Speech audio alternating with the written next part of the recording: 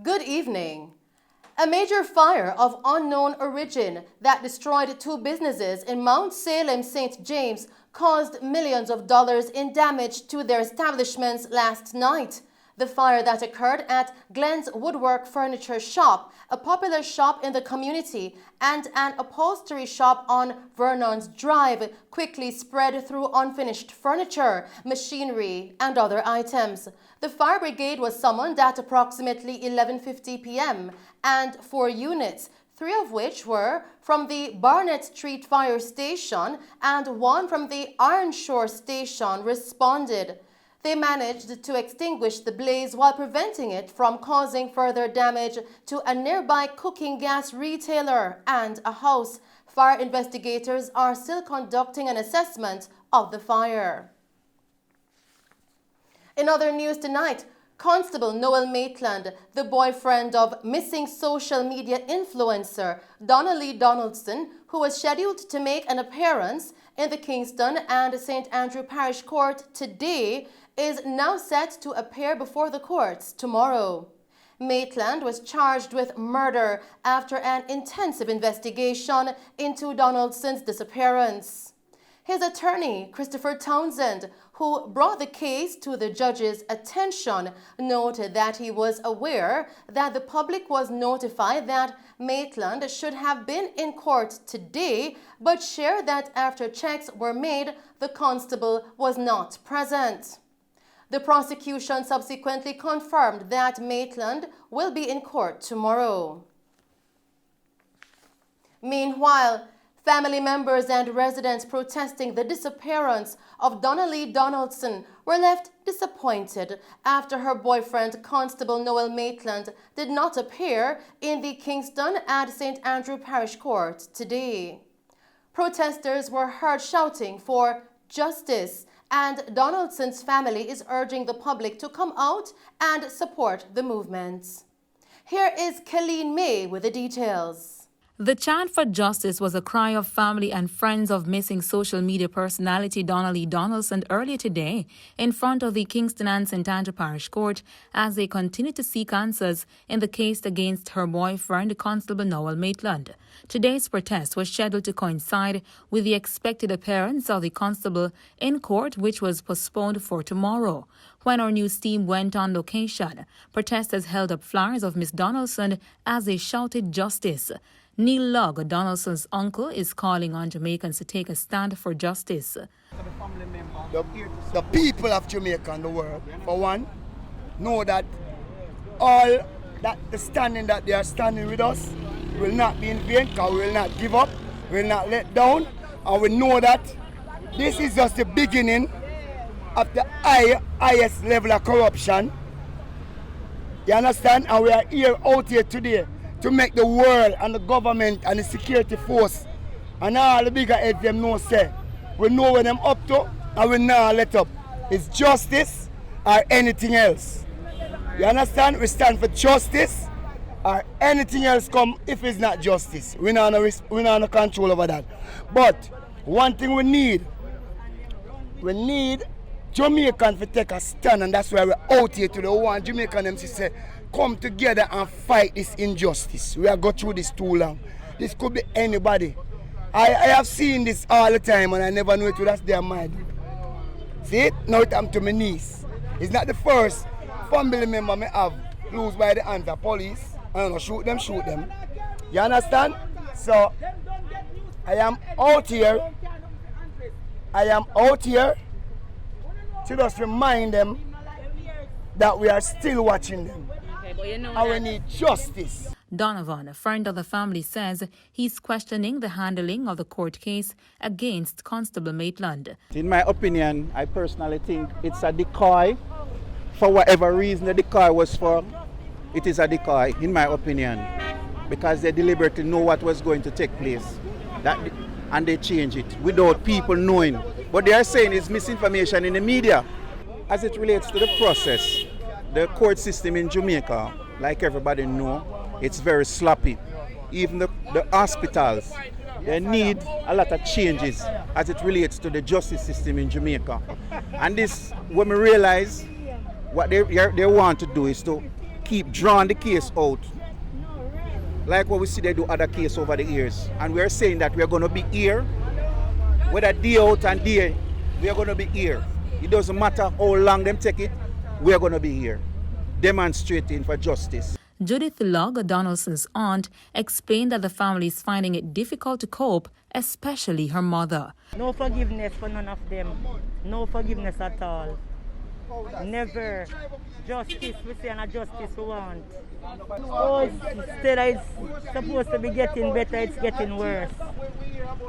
It's almost a month. They took away we loved one, Donaldson. Almost a month. Our mommy trying to fight it so hard. Me, the aunt, the rest of the family, the sister, the brothers, the whole family. We need justice. We have to try hard to be strong. But to forgive, they would have to take that up with God. We will never forgive them. Never forgive them. And all who involved and cover it up. Not even them have get forgiveness. Much less who commit the crime. Understand? We never forgive them. So all who used to protest with us, they're hearing wrong things. People, we want all of you back. We want all of you back together back with us. No rest for them. Reporting from Mello TV News, I'm Colleen May. Thank you, Colleen, for that report. Continuing with the news tonight, the police are reporting that a body believed to be of a missing security guard was found in bushes close to his home in Loudon Hill, Yalis in St. Thomas yesterday. 57-year-old Melford Brown has not been seen nor heard from since Monday evening. It has been reported that Brown went missing after leaving work in Morant Bay, St. Thomas, as he did not report for his shift on Tuesday. Consequently, his home was searched, but he was not found. Residents allegedly heard loud explosions on Monday night in the Loudon Hill area, but did not notify the police. When law enforcement officers were eventually alerted, a search for the missing guard was launched in bushes near the community. A post-mortem is to be conducted to determine the cause of death. Back in St. James, the Barnett Street Police in Montego Bay have confirmed that a popular soup vendor was fatally shot by armed men inside the Montego Bay Transport Center yesterday morning. He has been identified as 55-year-old Alan Morgan of a Montego Bay address. Reports from the police coming into our news center are that at about 5 a.m., Morgan was inside the transport center when he was approached by two men, one of whom brandished a handgun and opened fire, hitting him in the region of his upper body. The gunmen made their escape in the area on foot. The police were subsequently summoned, and upon their arrival, Morgan, who was discovered suffering from gunshot wounds, was taken to the Cornwall Regional Hospital, where he was pronounced dead. Still in St. James, an American citizen was arrested and charged by law enforcement officers in the parish in relation to ammunition that was found in his possession at the Sangster International Airport yesterday. Charged with illegal possession of ammunition is 29-year-old Javius Mitchell, a lab technician of Emily, St. Bainbridge, Georgia, in the USA. Reports coming into our news center are that at about 1:45 p.m., Mitchell was in the process of boarding a flight when his luggage was searched and two 6-SAR magazines, one of which contained 8 9mm rounds of ammunition, were found. He was scheduled to appear in the St. James Parish Court today. In other news, 37-year-old Philip Taylor, a tour operator of Union Penn District, Ocho Rios, St. Anne, was fatally shot by an unknown assailant yesterday. A firearm was later seized during a search conducted at his home. Reports from the Ocho Rios police coming into our news center are that at about 9:10 p.m., residents heard explosions in the area and summoned them. Upon the arrival of the law enforcement officers, Taylor was found in the front seat of a Toyota Probox motor vehicle with multiple gunshot wounds. He was transported to the hospital where he was pronounced dead.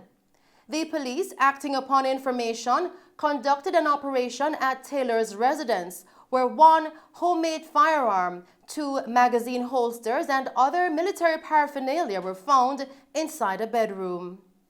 The weapon was subsequently seized pending further investigations.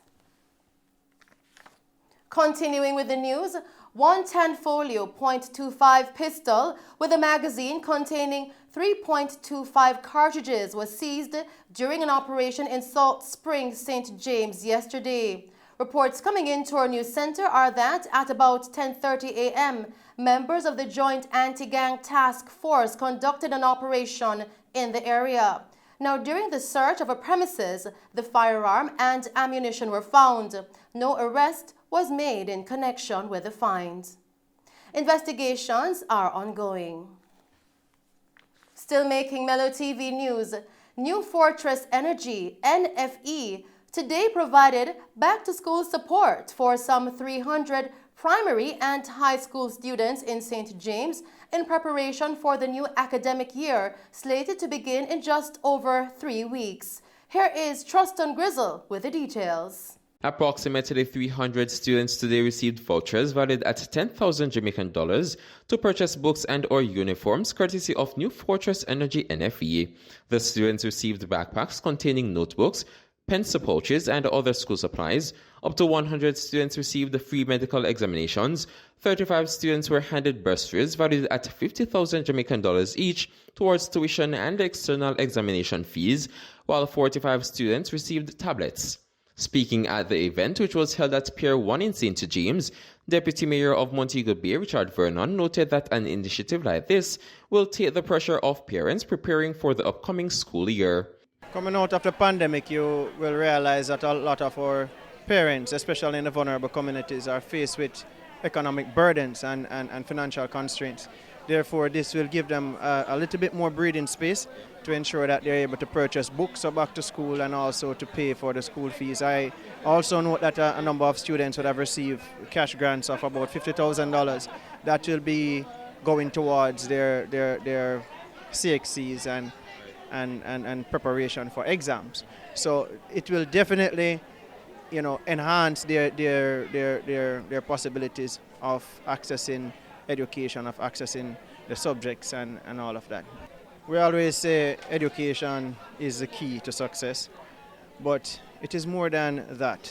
It is also the key to how we transform as a people. Therefore, when you get an opportunity like this, they don't come often. Persons don't give back as readily as they ought to. And if you note in Montego Bay, corporate Montego Bay sometimes don't even sponsor certain events. And we need to utilize this opportunity to ensure that we make the best use of the opportunity in terms of transformation locally. He also urged companies in Montego Bay to join in providing more help to develop the social lives of the citizens. I believe corporate Montego Bay should follow the lead of New Fortress, right, to give back immensely to social development in sports and all of those areas that are not getting the needed funding. Now we have Falkland and we have Montego Bay United at the top tier league, right? We need to support them. There are youngsters who are using football as a launching pad to get to other places in the world, to get to the United States and to get to the English Premier League and La Liga and those areas. This can give them the opportunity to become men and women of tomorrow, right? So education is good and we need it, and if you are educated and talented as an athlete, it's a plus.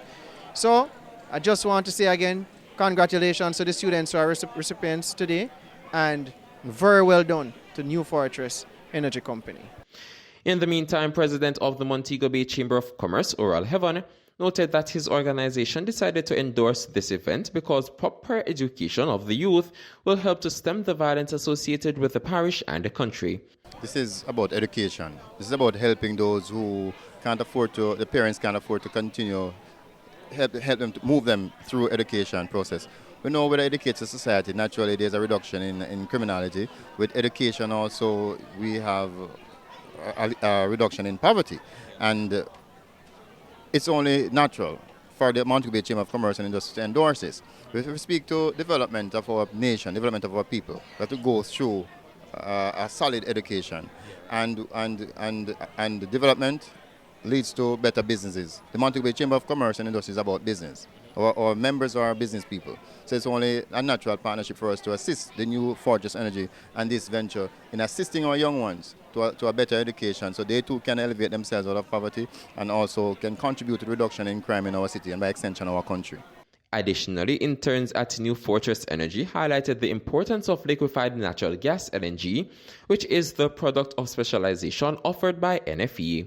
In order to produce power, which everyone and every society needs, you have to have a fuel, and you burn that fuel, and that now translates into the energy that we get. So when we burn liquefied natural gas, it releases a small amount of carbon into the atmosphere. But New Fortress is stepping up their game, which there is a project that they're currently working on, which is called the Zero Project, which is venturing into the field of hydrogen, which will be 0% carbon emission. So that's an A+ for New Fortress and in turn the world overall, because New Fortress is not only in Jamaica but they have different and many branches worldwide. Okay, so we provide different companies with LNG. We have the University of the West Indies that has a cogen plant. We have Red Stripe, we have Rainforest and other different small scales that we supply with LNG. We have SJPC, which we supply with LNG that they themselves use to supply power to the JPS grid. Okay, so currently some of the things that contribute to the carbon footprint are like the vehicles that we drive. You know, currently we're making a switch from using gas or diesel to electric motor cars and other basic emissions that would normally escape into the atmosphere, your lawnmower, those kind of stuff.